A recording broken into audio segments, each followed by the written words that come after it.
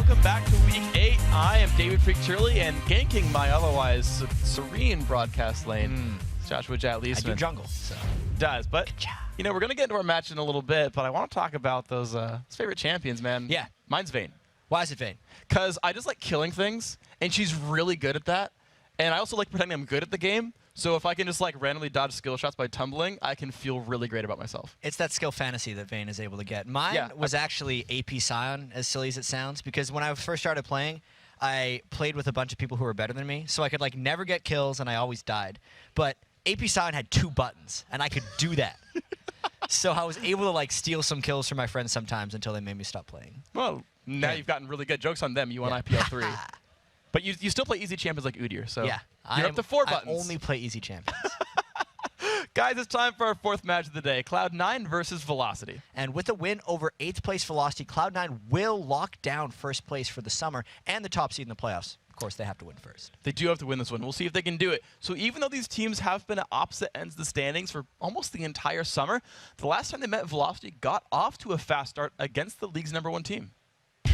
Last time we played Cloud9, we got off to an early game lead, and we had a shot at taking them out. It's just we had to close the game out, and we failed to do that. Well, against Velocity last week, we kind of fed First Blood, First Dragon, and First Turret. So we kind of got smashed in globals and lane.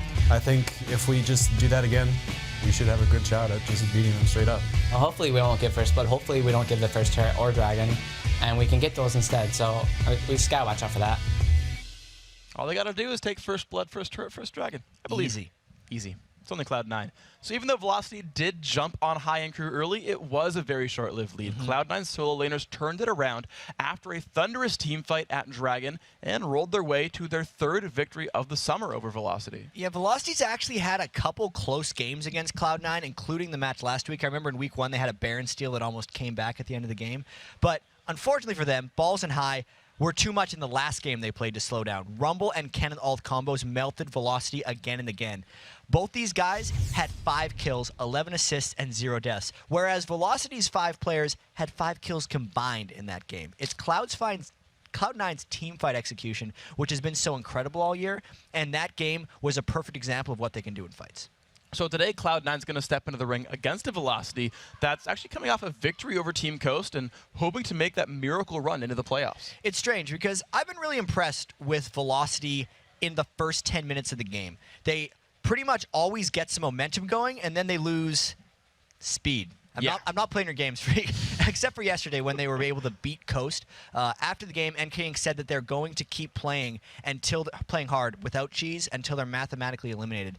And mathematically, their chances against Cloud9 are the lowest, since Cloud9 is the best team. So that elimination might be coming a little sooner than they hope.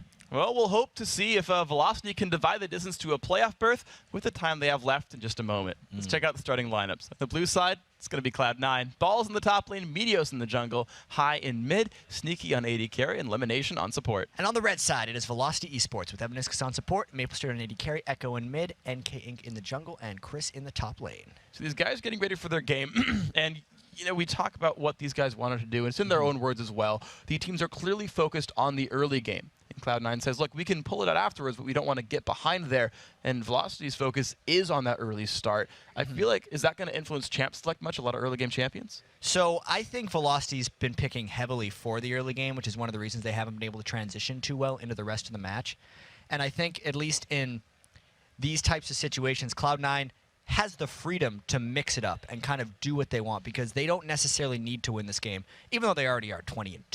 Sure, and they've done such a good job, I guess, of coming back from rough games as well. The record almost lies when you consider how close a lot of their games have been. Even back to the first couple of weeks, I remember a couple of Curse games. Back when Curse looked super shaky, there were still a number of really close fights, close games for the first 30 minutes until Cloud9 finally came back. There's the Vulcan game I just keep referencing over and over again where there was the 11-1 kill lead. Yeah, that was Cloud9. insane. Like, this does keep happening. They just keep finding those little edges to get back in. So Cloud9 just, they do rarely lose. And we talked about it a little bit yesterday about how Cloud9 has the dominant strategy here in North America. And even you and Kobe just had that Twitter question about why have teams not found ways to beat Cloud9 yet.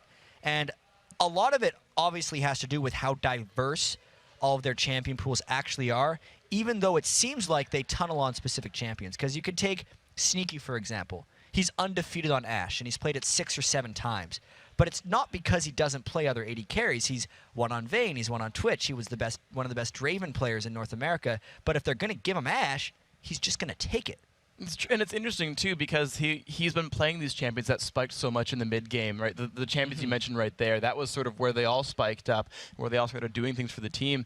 And meanwhile, you look over at Velocity, and he has shared some of those champions. He's played a lot of the utility AD carries. Of course, Maple Street here, right? Varus, he also was one of the big Draven players. It was permaban against him for a while in this split right there. So they've also, I think, both shared a good number of Twitch games. Like, they have an interestingly similar champion pool, but one goes Asper, one goes Varus. It's fun to watch the distinctions. And we got to remember, even though it was only a couple months ago, these are the 2 new guys in the LCS. And Maple Street and Sneaky came in with fairly similar stories.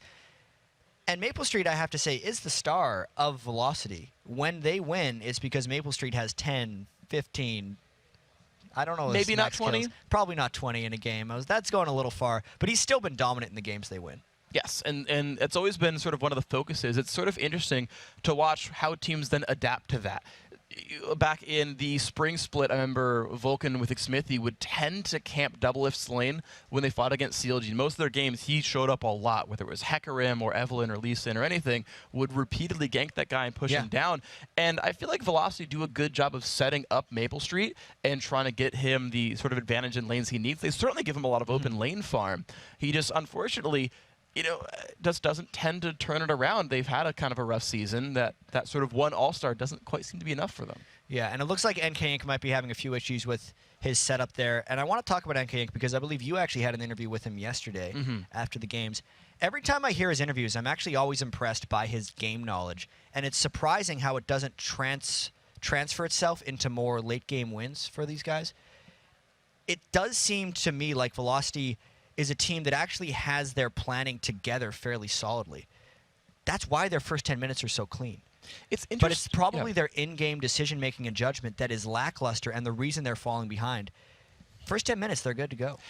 You're right, it's interesting. And to me, that always looked to me as an individual player skill thing. Like, the laning phase, I feel like more than anything else, is usually individual player skill, or like the jungler getting a good gank, or like a couple of ward movements. But it's these short-term decision-makings, like, oh, I outplayed you, I dodged the skill shot, we got a kill, okay, we got an early lead.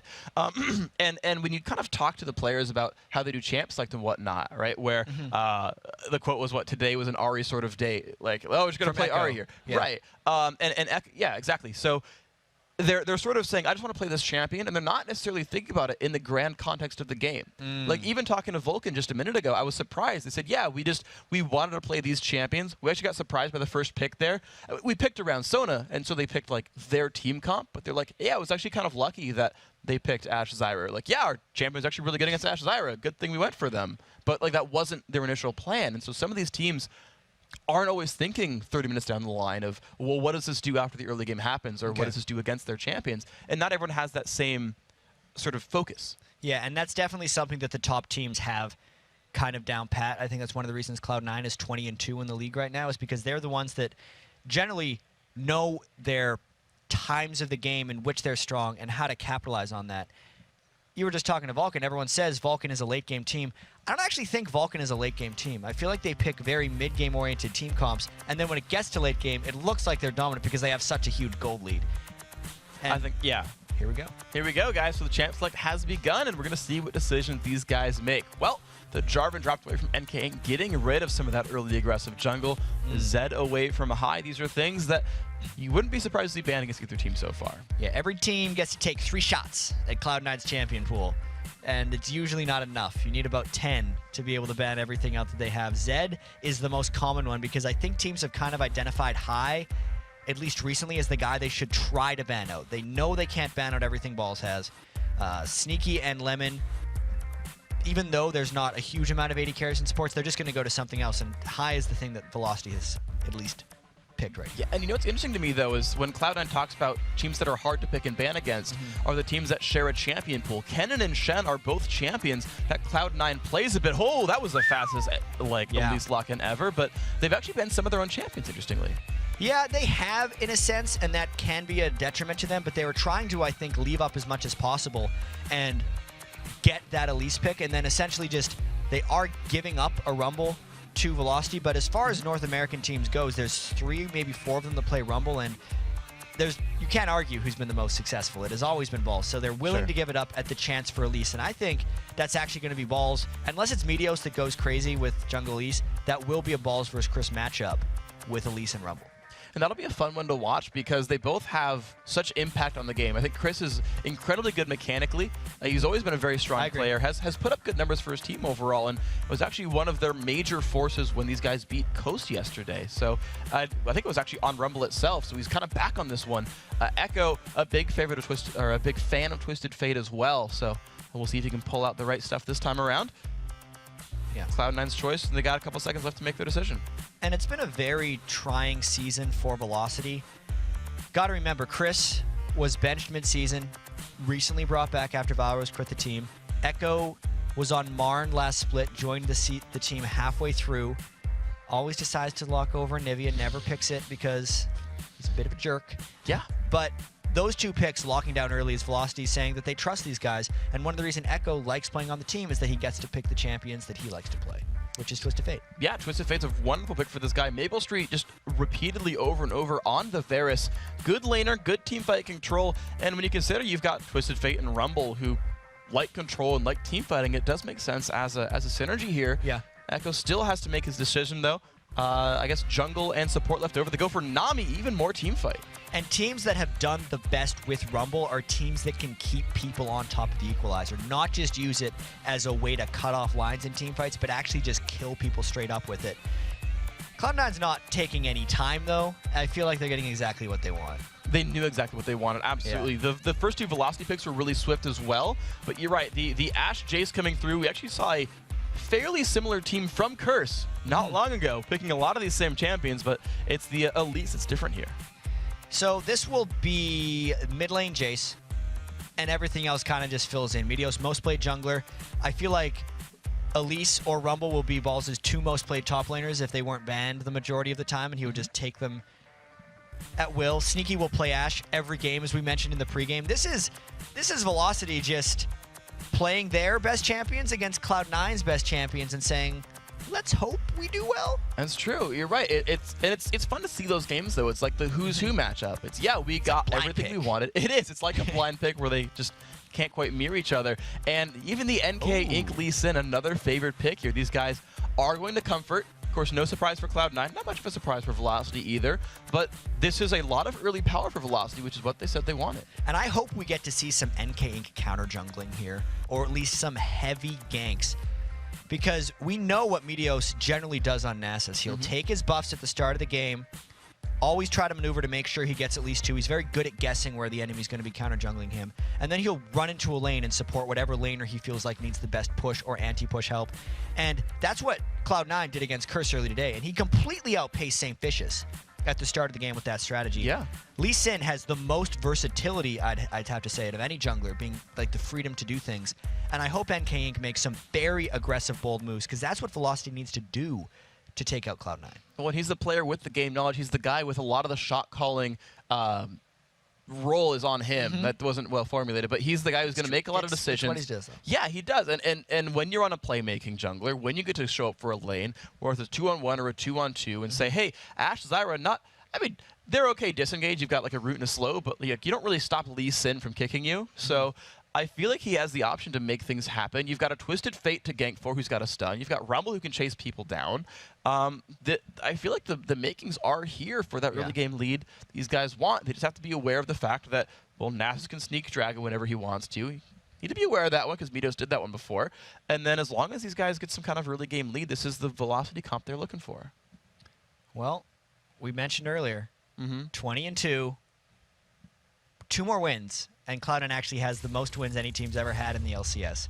And we're not even into Super Week yet. They can have 21 wins going into Super Week, whereas Velocity is not mathematically limited yet, but they definitely have a lot of work to do. And they've got steep competition in front of them. Cloud9, a bit of an intimidating team to fight up against. We are here into the game, guys. Cloud9 in blue, spawning in the bottom left, Velocity Esports in the top right in red, fighting for their playoff lives here. Evaniscus gets a ward over the wall. That's answered by Cloud9. VES grouping up, ready to make early moves. They know that brush is warded, so they sneak around to the bottom right side. So Cloud9 definitely knows that there is a lot of counter jungling threat early game from Velocity, which is why they're just moving together. And there is very low actual risk for these guys at the moment since they picked completely opposite sides of the map to go onto. I like the move that Velocity made too. Like they're still mechanically doing everything right. You saw the blind bubble into the gold card and the lock-in and like the attempt there. Of course, no one was there to be fair, but Velocity know how to make these invades happen. And you look at the pings, the little blue pings from Cloud9. They're like, guys, they're probably around here. These are the brushes we need to check. They know by process of elimination where Velocity are waiting around. Yeah, and they could very well be on a crash course for each other.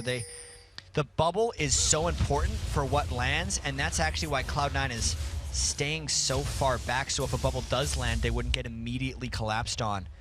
Having the Zyra is a threat in itself, though, for Cloud9.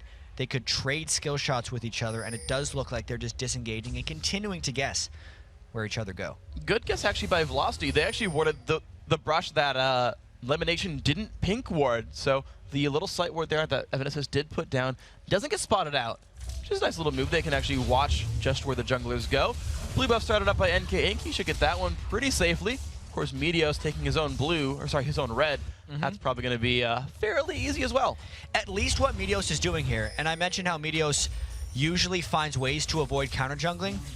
He's taking the buff that would naturally be the one NK Inc. steals next. Since they knew generally where Velocity was, he knew NK Inc. was going to be starting on his own blue buff. So in order for NK Inc. to actually counter jungle Meteos, he'd have to run diagonally across the map and make it all the way to the blue, which Meteos is taking now, which is pretty much impossible. So well done there. Meteos making the right call, surviving the early levels of Lee Sin. The bottom lane, we did just see a good bubble from Evaniscus and follow up by Maple Street, sneaky down to half HP. There is a health lead for Velocity, and both teams are actually pushing the lanes as hard as possible to try to get the levels. There's level 2 for Velocity. They move back forward. Can't quite find the slow, but now they're zoning out Cloud9's duo lane. And this is going to be very interesting for Cloud9, Sneaky, and Elimination because they actually have traditionally a lot of lane domination with Ashe and Zyra. They can stay shoved up almost the entire time, but in a 2v2 lane against Varus and Nami, who are two of the strongest laners in their own right, it's potentially a lot of kill threats since both combos can chain a lot of utility on each other, shut them down, and get kills. And speaking of utility, I mean, we've actually got the early gank coming in here against a Balls who didn't put a ward down, or at least doesn't spot Lee Sin coming in anyway.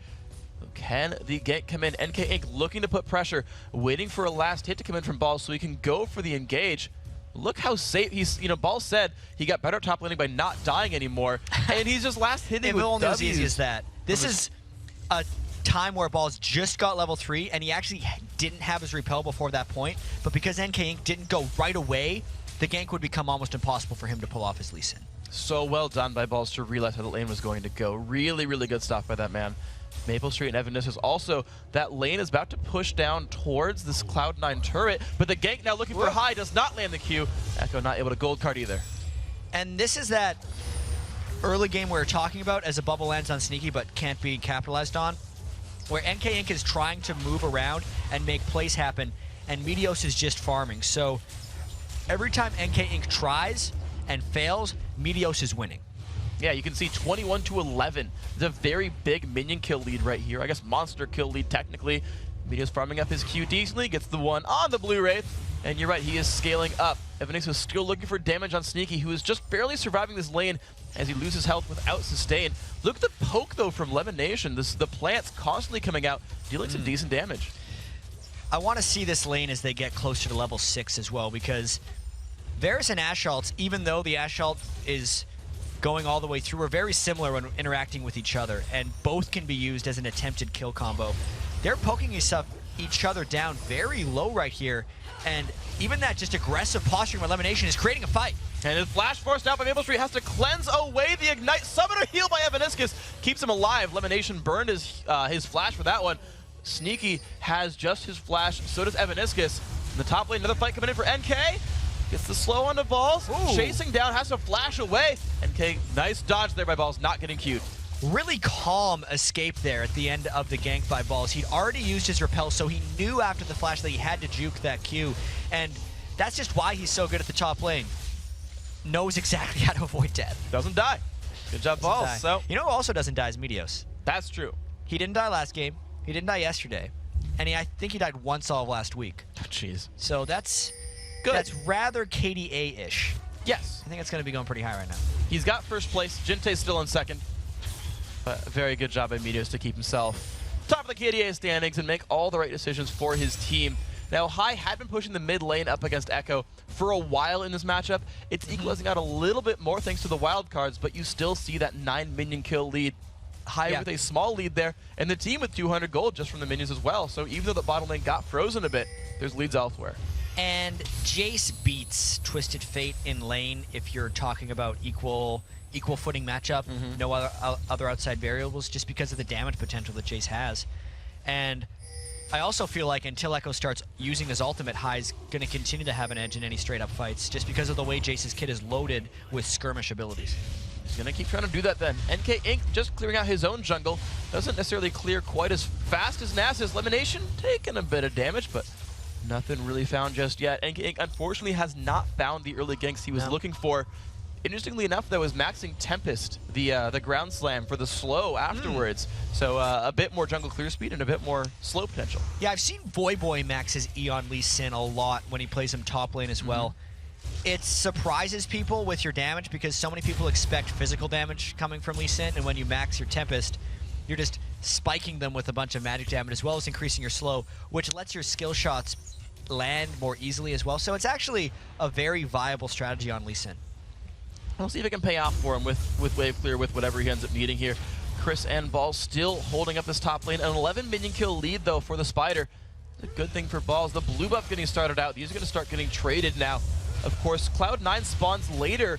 Theoretically, Velocity could go for a blue buff steal in the next 30 seconds when that respawns. Don't know if it's that likely, but is on the table. So even so, we've talked about how Velocity's first 10 minutes of the game are solid and they don't lose games in the first 10 minutes. They're playing Cloud9 very close to even right now. It's 100 gold. In fact, no gold at all is the difference if we're only going off the top. It's bouncing back and forth between tied and not tied. They generally know where they're going right now. It's just going to be about how they transition.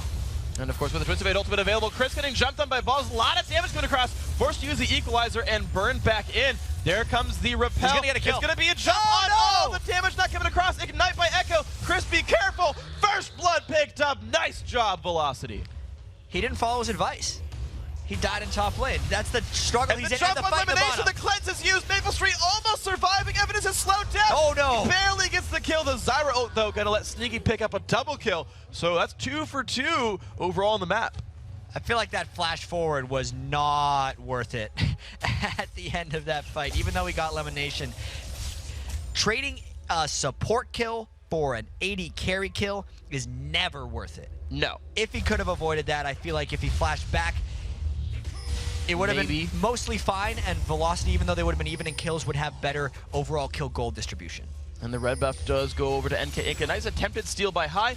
Echo just picking up the double Doran's ring with the flask and trying to continue on in his lane. Did get a little bit more of a minion deficit because he left his lane, but still within 12, not too bad overall. Meteos, though, lurking now against NK Inc. He's got the ward on him, knows where NK is. His smite's up. Really get a steal? No, actually lets him go by. Wonder what Meteos is going to do next, because he's very decisive and he generally doesn't waste time. Normally when he's level 6 plus on Nasus, he's going for dragon control, but since he's up near the top of the map, he either needs to do something right away or get down to that dragon to start controlling it. And here we go. Pink ward, though, control. Oh, the ward not quite lands. That's a hard ward. It is difficult. So it doesn't quite reveal the other side of the brush, but if they come around the lizard side, at least you'll see him come over. Maple Street holding on to the minion wave, has actually pushed that down towards Sneaky, but no one has left that top lane. You're right, no one's come down to make that a high priority, so no one's actually pushing for that one. The thing is, Velocity is the team with Rumble. They're the team, I feel like, that would really like dragon fights. I think you're right, but it's just, I think, a little bit of PTSD for Velocity here, knowing what happened last game when they did a dragon fight mid-game against Cloud9. They just don't want to engage in that game right now. Another stun lands on a high, though. Actually good damage off this mid lane. Echo dropped a bit low. Meteos will find some damage, but it might not be enough. There's a slow cut for NK Inc. The gold card, elimination pushing forward, flash out, and NK Inc. will follow through. Rumble ulti used. There is the jump in from Balls. Can Chris win this battle? He lights him on fire. The Spider taking a bit of pain, but now out of range. I don't know if Chris can quite follow this one up. Looks like not. Balls making his way out. Yeah. Okay, so the ult used, but there comes TF. What Is he will gonna they go? look? Recalls. Well, he just wanted to see him. It's I feel like the teleport. Yeah, I think we knew this was going to be a brawl in the top lane from the very start of the game. We mentioned how Chris is a tremendously skilled top laner, and Balls loves Rumble. And then we got the slow onto Maple Street. So slow! Oh, man! Forced to flash, the jump in. Sneaky finds him. Barrier. Here's the tidal wave. That's not even going to hit him. Good kill pickup, but NK Inc. now flanking on the look out, balls. Balls. Is going to be close. Here comes the damage up, and Q lands, kicks him. Kill picked up by Chris, and NK Inc. gets out. Nice job. Style points coming in from behind with the gank there for NK Inc. But here's that dragon control we talked about for Cloud9. Since there was a two-man gank top, Meteos always with the split-second decision to go in the right place. And look at Lemonation running to the top lane as well to help wave clear that and prevent the turret from going down. So nice pickup, Cloud9 in the face of a pink ward, takes down Dragon, gets themselves their, I mean, it gets them a gold lead, 700 gold, the biggest one they've had all game, I think. It's a nice job by them, not even using the Nasus ult for it. And as this game moves on, I want to see how Cloud9 approaches their team fights, because when they have Ashe and Zyra, they're always loaded with utility and just ability to keep people in fights. It's going to allow Meteos time to actually run in, and he's their only full frontliner, because Balls actually builds a very assassin-y Elise that doesn't have much defense, because Meteos can provide himself and be that huge tank for his own team. So it's actually, think of like 3 really high long-range damage dealers, and then Meteos, who's running in at the front, where Balls will be supporting damage but not looking to take damage. So that'll be a very interesting teamfight dynamic for Cloud9 when they get to the teamfight phase. And speaking of Meteos being that big tank, compare his minion farm to NK Inc. 77 to 50. Even though he hasn't been part of any kills, he's got 3,300 gold. Actually, second place on his team. Has more gold than Balls. Hyde getting the catch though, and Echo by himself in the mid lane. Burned Ignite Flash, but good kill. That was a little surprising.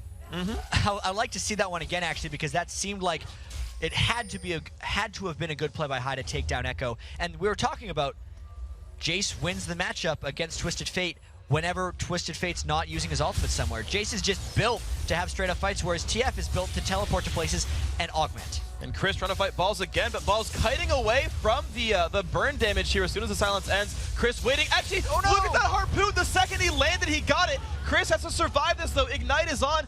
It's close, but he had more than 100 health. He's gonna be all right. This is really impressive. Chris is 3-0, but Cloud9 are winning elsewhere. This bottom turret's going down. And remember, Balls picked Elise when Rumble was on the board. True. So they opted into that matchup specifically. Chris, along with the help of NK Inc. and actually Echo's fear of TF ganks, has been able to grow that advantage. And we've seen Balls lose lane fairly badly once before to Voyboy, where he actually went 0-5 in the lane and then was able to come back in team fights. We might see a similar thing here from Balls, where if he starts falling behind in lanes, since it happens so infrequently to him, he doesn't necessarily know how to stop the bleeding. And I kind of want to recap what Velocity has done to build that lead. The first gank was Twisted Fate. Echo showed up, got him a kill. Second gank, NK Inc. showed up, got Chris a kill. Now Chris is able to solo his lane. They've spent all of their map pressure, their jungle pressure, their global pressure on the top lane, and now look elsewhere. Exactly, and that's why they're pushing mid lane right now with Chris, because they have effectively controlled Balls, and they're trying to allow Chris to now pay them back. They invest everything else, and now they're trying to take the money out of the bank. See if they can do it, because Balls is pushed towards this top side turret. Chris forced to run up as a defensive measure, and Cloud9 have actually ended their bottom laning phase as well. They took the turret down and said, all right, Sneaky and Lemon, show up elsewhere. Balls, though, getting massively caught out. Chris, can he find it again? No ulti available, and this is likely to be nice. I love how good Chris is at timing that. As an Elise player himself, it's the second time he's mid-air Electro Harpoon the Elise.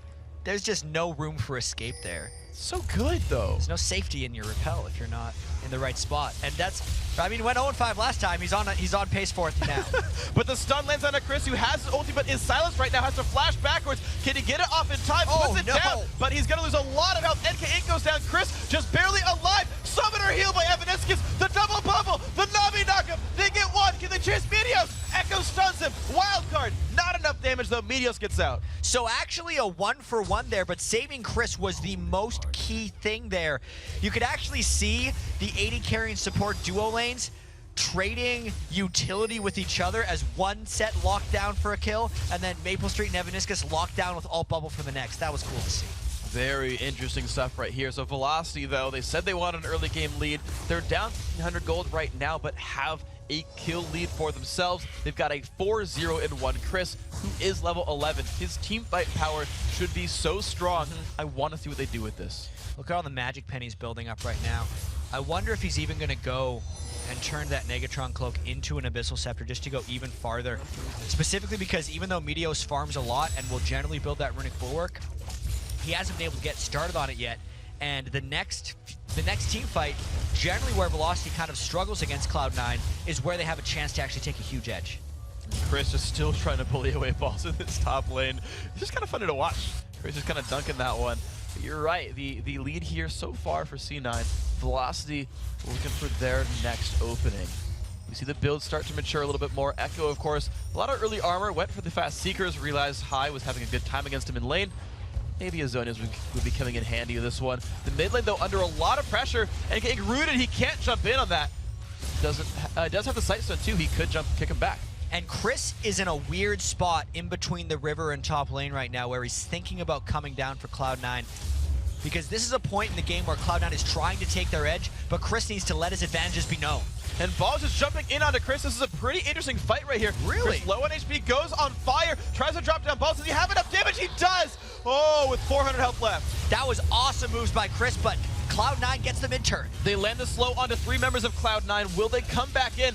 Is the Q from NK Inc. Does not leave Syndrome. That wouldn't follow up just because he landed it. He's all right. All right, I want to talk real quick about how awesome what Chris did to Balls was up there. He had his Flame Spitter going when Balls came down, so he killed all of his spiders with it, which then made it so Balls could A, not heal up with his Spiderlings, and B, do reduced damage to Chris for the last bit of the fight. That's how he killed him for a 5th time. Really nice job then taking those ones out. Couple of wards here, getting swept, and Velocity feeling like they have the power.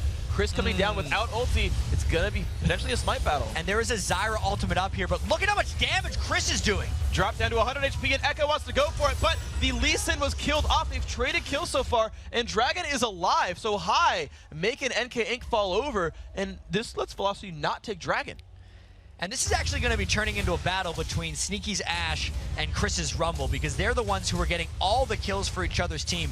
The gold is still trending in the favor of Cloud9, but Velocity is putting up one hell of a fight.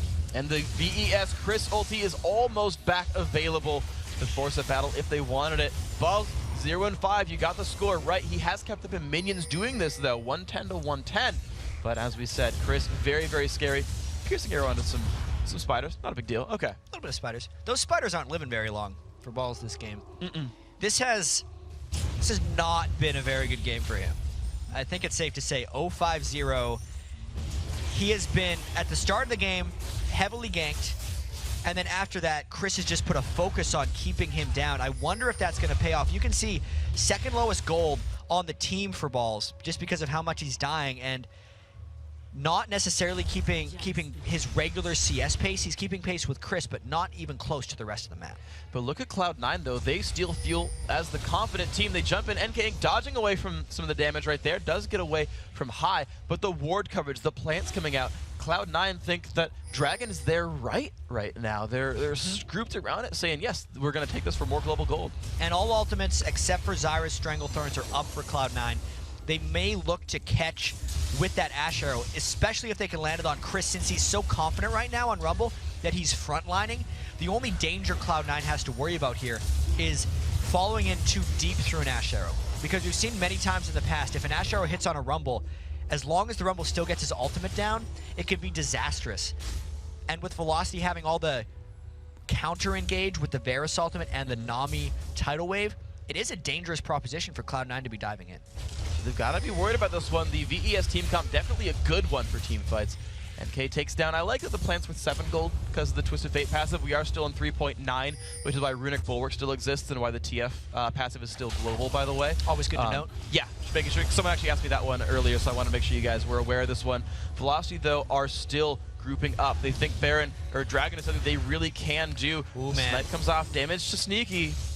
This fight is going to have huge impact. You can actually see Balls trying to flank around the side, and Cloud9 is the team with confidence here. Ash Arrow does land onto Echo, but he's very safe. Rumble ulti comes across. Will they have the damage? Meteos taking it up. NK Inc. falling down very quickly, but does jump backwards. Chris getting jumped on by Balls. Meteos gets a kill. Double kill picked up now as Balls goes in. This is bad right now for Velocity. Kills are coming across. Only one answered back. Echo trying to jump out. Gets rooted. He goes down. Amazing team fight. Cloud9 going 4-1. That's the Cloud9 game. They have team fight execution through and through. With the 4 kills, they balloon their gold lead and take a stranglehold on this game. Wonderfully done. 32,000 to 26,000. Second Dragon as well. Really, really well played Cloud9.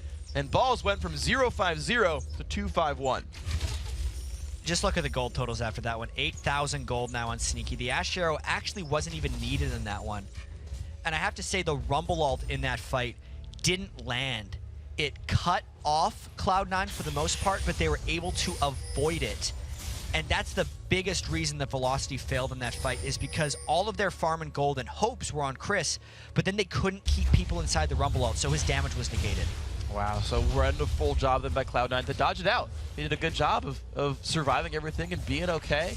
NK grabbing the red buff. All right, he's in good shape. Of course, that Tempest maxed out. Echo grabbing his own buffs. Cloud9 team fight execution, good stuff for them. Echo has got to look to make some new moves in this one, because here it is. It's 20 minutes. It's the 6,000 gold deficit. Velocity's early game lead has started to disappear for them. Cloud9, this is where they really excel, is this is part of the game. And something that always happens when I'm watching Cloud9 games is I'll see around 15 minutes and they'll be like 2,000 gold up. And I'll say, all right, it's another Cloud9 game. Maybe this team is going to give them a run for their money. And then I'll look up from like a note I'm taking and they'll be 10,000 gold ahead. And Chris getting hit by an arrow. Can they collapse on him? Slowed down. The counter engage comes across by Evaniscus, but is enough. Bubble lands onto 2. Chris does go down. Great kill picked up there for High, and now it's time for the split push. NK Inc. takes on the mid lane turret, Echo pushing in the bottom. Will Cloud9 keep sieging, or will they turn on back? Because it's a 2 turrets for 1 champion kill right here. That's not bad. Not the trade Cloud9 would really want to opt into. I almost feel like they're overcompensating for Chris's dominance this game, sending so much in the top lane just to kill him, and actually forgetting for a second about what Cloud9's primary objective always is in the game, objectives. And so they didn't get the secondary turret out of that one. Good defense by the rest of VES to stop the 4v2 essentially from doing anything in this one. Lemon already has the oracles. They are at least somewhat objective-minded. Still, he's getting rid of the wards. He's getting map vision. He's trying to make sure they can keep taking what they need, whether it's Dragon, whether it's the Baron, whether it's just turrets and getting catches with Ash Arrows. Yeah, they're in control right now, and I think they really asserted their dominance in that Dragon fight, which should carry them over to the rest of the game here. At this point, the risk is going to be for Cloud9 just sticking together, and I think letting Balls do his thing. Balls, like he did in that last game, or like in the one game we saw him struggle, which was like 4 months ago. Sure.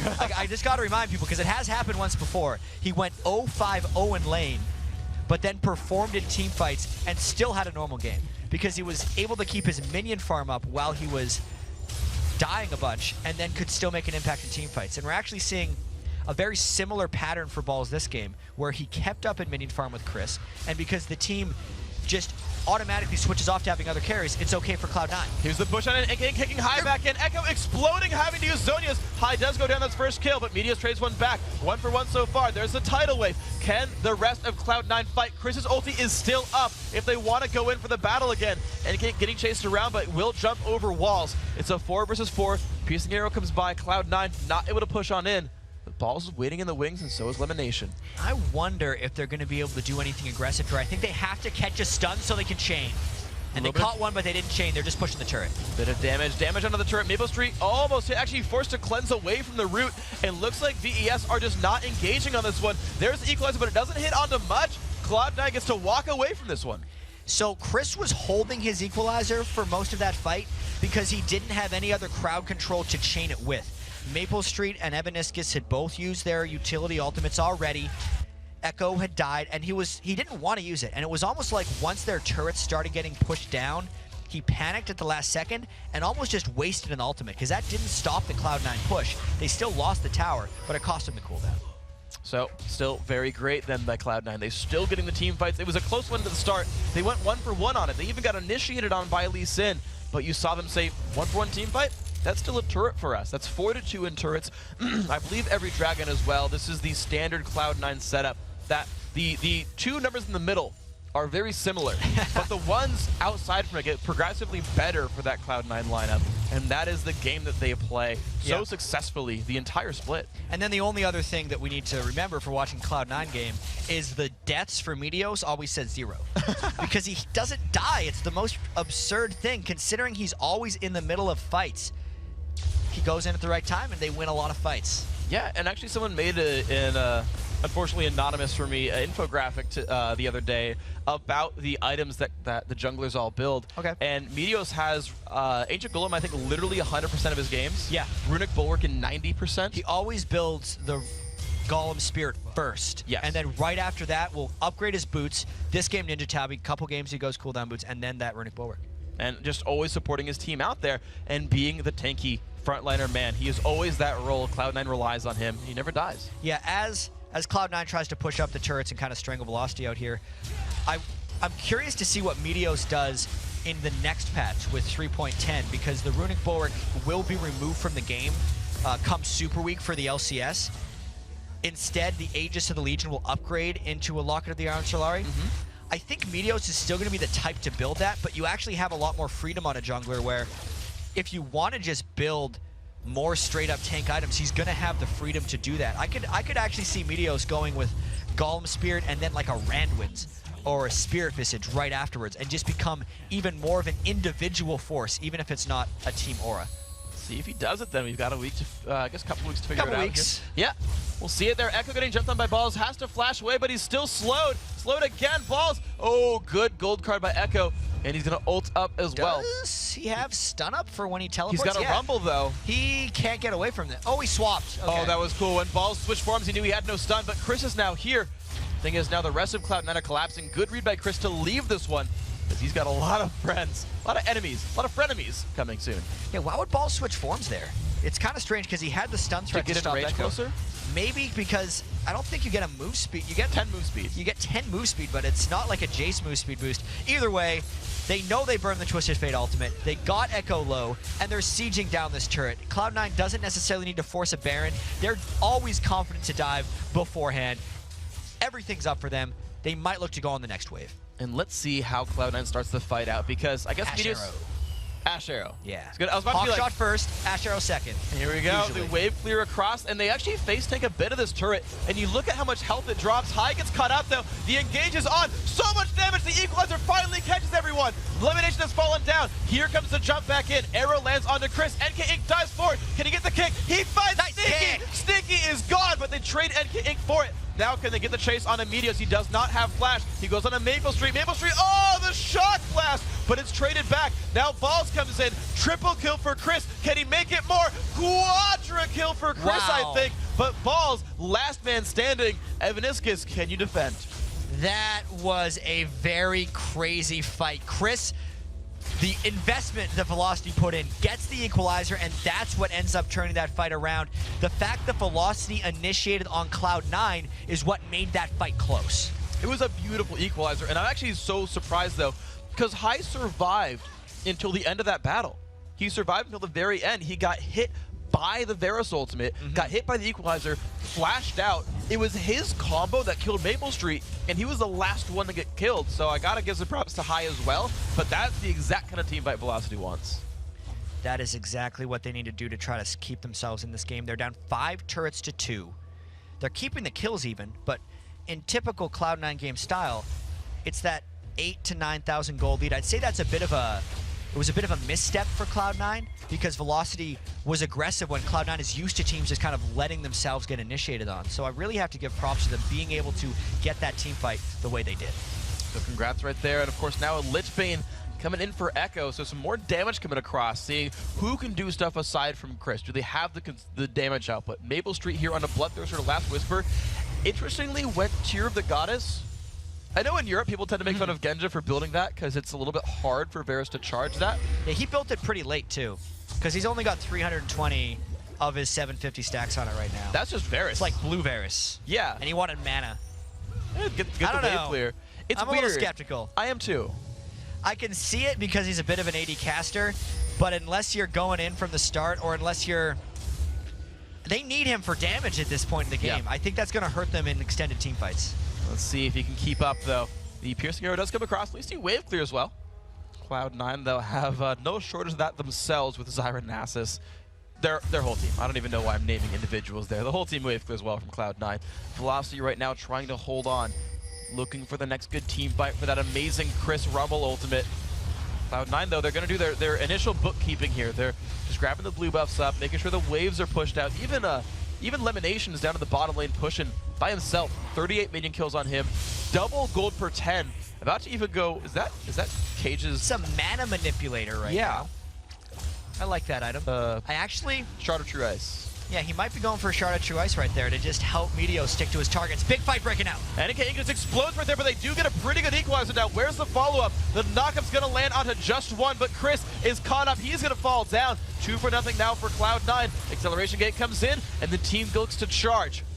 Nope, they're going to move to the side, maybe Baron. And unfortunately, Maple Street was never even in range to use his Varus ultimate that fight. He's just walking out of the base at this point, trying to get back into that. That was a very good turnaround by Cloud9.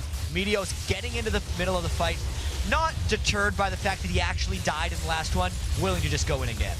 And the Baron does go down. All the members of the team are wearing it. Lemonation with the last hitting skills. Taking down Baron himself. 25 bonus gold for the trouble. That is a huge pickup now. A good team fight. And again, it's standard Velocity. Sorry, standard Cloud9. They got a team fight. They got a big objective for it. I think they're going to be looking to end the game here pretty soon as well. Yeah. You can see Sneaky is really starting to get his items kicking, and he hasn't had to buy many defensive items aside from that one fight where NK Inc. was able to work his way through the mounds of utility that Cloud9 puts in front of Sneaky. He's generally safe to just sit back and do what he wants. Since he's initiating with his arrow, Cloud9 is controlling the fights that they get, and they seem very poised to be able to go in. Balls has finished off that very aggressive Elise build. That is not your tank Elise. That is full maximum magic pen Elise.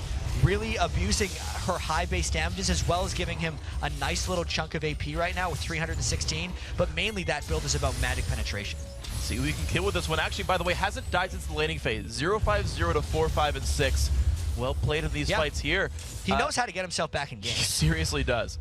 Of course, Chris, though, you got to mention him still 9-4-4 off of that 5-0 start. We'll see what the big key players can go. 5-5-5 to 4-4-4 with gold right there. And now at 33-11, it's going to be the Dragon going down once more. Falls on the bottom side, getting his farm going. 205 on him. Really good score by that Elise. And as you mentioned, Cloud9 might be looking to close it out. They're starting to make their way on the right-hand side of the map. And this turret that Velocity is positioned around right now is one of the most difficult to defend turrets. If they stick around close to this turret, I'd expect Cloud9 to just arrow and go. I don't think Velocity can realistically hold at this turret unless they pull off something really impressive with their crowd control chain. See if they can do it then. Got the AoE. Yeah, you just got to back off. Essentially, they're standing there to look nice. I don't know why teams bother with that. You always get that like random Ash arrow catch and you're like, oh, that was silly. Yeah. Well, Cloud9 now at the front door. This is something that VES does have to defend right here. Chris occasionally going into overheat, lurking around. Average Cloud9 game, 34.5 minutes. Yeah, I believe that one. All right, they got 30 more seconds to kill the Nexus if they want to beat their average time. I don't think they're going to do it. Not necessarily, unless they get a miracle Ash arrow and the fight just starts right there. The VES have a good team comp. And more poke lands, and it's the poke on his support. They're actually aiming at Evaniscus and knocking him low, getting rid of him on that fight, forcing him to heal because it only takes a couple shock blasts to knock a support down. And it's a big amount of disengage for Velocity. Nami is their anti-dive, so when Nami goes back, they can dive. And here they go in. The Ash arrow lands on a Chris. He's going to die before he gets to ult. He's actually still alive. Finally goes down with the silence. 2 kills picked up. Now Maple Street's on. Balls does finally die, but Meteos in the back line. The flash Q. He picks up the kill. Echo, the only one left here. He's not going to get too much for it. It's actually back in base. 4 versus 1. Cloud9 looking to close the game out. First turret goes down, second turret going down as well. Cloud9 gonna go 3-0 on the week. going to secure first place in the North American LCS Summer Split with 5 games to go. We haven't even made it into Super Week, and these guys have 21 wins. That's as many wins as the first place team had last split, which was TSM. Cloud9 is on another level right now as far as North American teams go. They're definitely hovering way above everyone else. The rest of the teams are on Earth. They're in the clouds. They're in the clouds. They're on another level. Oof. I didn't even mean to do that. Chat, you're good at this, though. Teams must hate you. I screwed that There's one no up. even the game, freak. All right, you went too far. Ah, damn. That's always my problem. But guys, so Cloud9, very, very well done. Velocity, you know, it was tough. It's a rough game for them. They had a good plan. They said, we're going to snowball ahead Chris. He's going to win our team fights for us. The guy had a really, really good score. Had 10 kills that game, more than anyone else. The highest number of kills was on Chris. He got snowballed early, beat up Balls for most of that, but unfortunately they couldn't quite find the fights they wanted. Yeah, it's been that kind of year for Velocity. They have had a couple comeback wins, but they've never found the right formula of things to put together just to make this work.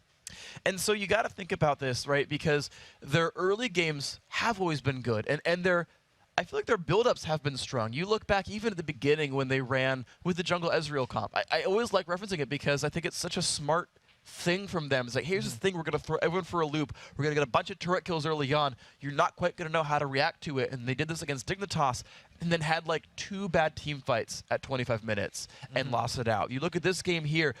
You Happen again. Exactly. Yeah. 25 minutes. Oh, almost. It's heartbreaking. How do you fix that, right? Like I don't know. They'll need to figure it out. I feel like Velocity is almost sealed up into relegation at this point. So if I was them, if I were them, I would be working towards kind of what got them here. Because if we think all the way back to Velocity in the promotion tournament against Marn, I feel like their best strategy was that Jungle Ezreal with the solo Janna running 2 supports and doing the poke-push composition. That was supposed to be their thing coming into the season here, that they would be the team with the wacky strategies that catches people off guard, because playing conventionally hasn't worked out for them. For whatever reason. They can play conventional for the first 10 or 15 minutes, but as far as the overall strategy of the game goes, that's where it starts falling back. And I think they need to use the Super Week and the time before the relegation, which I'm not sure exactly what happens in the future, to prepare for that moment. I think it's late in the year. Yeah, it's late in the year to just perfect those strategies the teams won't be ready for, because I think that's their sweet spot. I think it's really smart too, because you think about the fact that they are new, right? Certainly you can understand some of the late game team fight problems, because while you've seen names like NK Inc. around, a lot of these guys are no strangers to competitive. Vile Rose was a new name coming in. Where did this guy come from? Well, Solo Q. He was really vocal and is a strong player, and the team voted him in as he'll be our shot caller. But to be fair, he's new to the competitive scene. And when you consider the teams who make the good calls, how long has Bloodwater been playing? Years as a shot caller. Yes. On CLG Black, on Vulcan, was on Coast. You're kind of up against guys who have been through so many more of these situations. It's no surprise that tricky. Velocity has trouble, but you're right. They can hedge those bets with crazy early games that just take away all options. Because you always have to remember as well that even though Cloud9 and Velocity came into the LCS at the same time, Cloud9 had at least been working on and iterating on a communication structure long before then. So Cloud9's a new team to the LCS, but they communicate so well because that's what they've been working on. And I don't think Velocity they clearly haven't gotten there yet. Yeah, but I think there's a bright future for these guys. They clearly have the skill, just need some time to get their teamwork together. So guys, we have to take a short break, but when you return, Cloud9 Sneaky will join us to talk about taking first place in the North American LCS. Then, Counterlogic Gaming and Team Solo Mid will throw down in our 5th match of the day. The North American League Championship Series will be right back, so stick around. All right, welcome back, everyone. Now we're joined by Sneaky from Cloud9 after yet another win for your team. Congratulations. Now, there's something that happened in this game that actually doesn't happen in a lot of Cloud9 games. Balls died a lot. He's usually a very quiet person. What does he sound like when he's losing his lane? He was pretty much saying, I'm dead. I'm dead again. I'm dead again. And then we were kind of comforting him, saying stuff like, it's all right, we're doing well. It's all right, it doesn't really matter if you die. Because he actually had no kills or assists, so it didn't actually matter. Because he just kept going lower and lower in gold. So, yeah, what is the plan that goes through your team discussion when you are having to adapt to one lane that's losing really hard? That actually happens somewhat often anyways. Like, me and Lemon may die, give up first blood, and then other lanes just dominate. Like, we just try and do better across the whole map when one lane is failing. Okay, so let's talk about your and Lemon's lane. You're very famous now for this Ashe and Zyra combo because of all the utility that it brings. But Velocity also ran a very utility-heavy duo lane in Varus and Nami. What is it like going into another matchup in the duo lane that has so much? It was almost an even matchup. I felt like we won because of their summoners. He had cleanse and heal, so they had no aggressive at all, and we were just able to win an entire trade because of it. And like Lemon flashed on him, and they had to heal, and they had nothing left, and we just won because of that. So when do you decide when you can go very aggressive and flashing forward, especially on someone like Ashe? It's a very risky gambit to go for those solo kills like on Maple Street. Well, that one specifically, he walked into me and I had a gigantic creep wave, so I was already slowing him too. I was like, well, this is a free kill. I had arrow up, I just arrowed, and he had to flash under his tower, and I just killed him from there. It just all depends on the rest of the map and then what advantages you have. Does the other team having a duo lane with so much utility change your guys' mid-game or end-game plans with how you want to choose your engagements at all? It definitely does. It makes us not able to fully engage whenever we want because they can disengage a lot of the times. But other than that, it doesn't really affect us that much. Are you guys worried at all about the Vulcan Mikhail's Crucible that they've started using against Ashe now? It's a pretty good counter, but it doesn't completely counter because a lot of the times Sona's not even near the arrow target, and even if the arrow hits like a Malphite, it really doesn't do anything for the Malphite because he's gonna get out of it in like a second anyways. Okay, so we all know that Lemon Nation is your support in-game, and he does that very well, but who is your support in real life? I guess my mom and girlfriend. They like tell me good luck and have fun and whatever, just good games and stuff after the games and before the games. Makes sense. Always good to have that support group too. So actually, you know, how did you really become pro? What's your path to pro, since so many viewers out there are wanting to be professional players now that the LCS is so big? Well, I started playing League and just casually, and then I just started going high up in the ranks. Like season 1, I got 1900 and I stood on that, and then season 2, I went all the way up to like 2650. I just played a lot of solo queue, and then people start to notice you, that you're doing well, and then try and pick you up for teams. And if you want to go competitive from there, you can. And you just start learning the whole team scene. So then once you did get picked up and you started playing with Lemon so much, how did he change your style, if at all, as an AD carry? Well, Lemon kind of controls the lane. Like when we're in 2v1s, he tells me to push the lane or hold it here and whatnot. But other than that, I was naturally aggressive, which just kind of meshes well with Lemon. Okay, so if you can think back to maybe a year ago, before you were a professional player, how has your life most changed since becoming a professional? Well, a year ago from now, I was in school. No, That's a big change. No, okay, I was in school. Like I was planning on going to school. No. I was in my summer term of college, and I was just starting to go professional. Like not actually professional, but I was playing in like the solo mid tournaments and stuff, just having fun. And I was just stuck in a dorm. But now I'm out here in California, having lots of fun with my team, playing in the LCS. Sounds like a good life. So as a professional player, you're an AD carry now, but if you could play any other role professionally, what would it be and why? I would definitely play mid lane. I love playing champions like Orianna, where her ults are just game changing. If you land a 4-man ult, they just get destroyed because they're all CC'd and slowed and just stuff like that. Like all the champions I played mid lane were either high utility carries or just assassins, and I don't usually get to play that with AD. So we've actually seen, even in the LCS, some teams switching up roles. Have you talked with anyone else? Have you talked with Hai about doing any sort of tricky switches and role swaps? Not with this team. I did it with my old team. Like my mid player Kenneth wanted to play AD. I was like, all right, I'll go mid as like Anivia or something. Now that you guys have really secured pretty much the top spot and your spot in Season 4 and playoff round buys and pretty much everything that you need to secure, Are you going to open up and you do more flexible things, like try some crazy role swaps or new champions or anything like that? We're not going to role swap, but I could see champion picks being a little bit more crazy.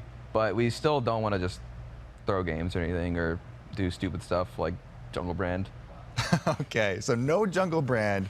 Now, our next game that is going to come up is TSM versus CLG, which has been one of the longest standing rivalries in all of League of Legends, pretty much since the game was competitive at all. Now, you have to have been a player before you were famous, just a regular player, and had maybe a different view on these teams. What did you think of TSM and CLG before you were on Cloud9? Well, I always watched CLG when they were in Korea. Like, I thought they were really good and just starting to dominate. And TSM was like in their prime a year ago. They were doing well overall and just beating everyone in A. But now we're the top, and I get to play with them. And they're still really good teams, but obviously we're better right now.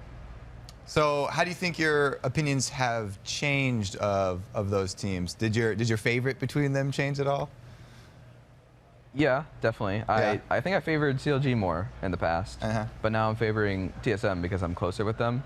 But I kind of know their personalities through watching all their vlogs and just videos about them. Like, that's what the videos do, that you get to know them as people. Definitely nice to know them more in person than online. All right, well, thank you, Sneaky, for all of the info that you've been able to drop on.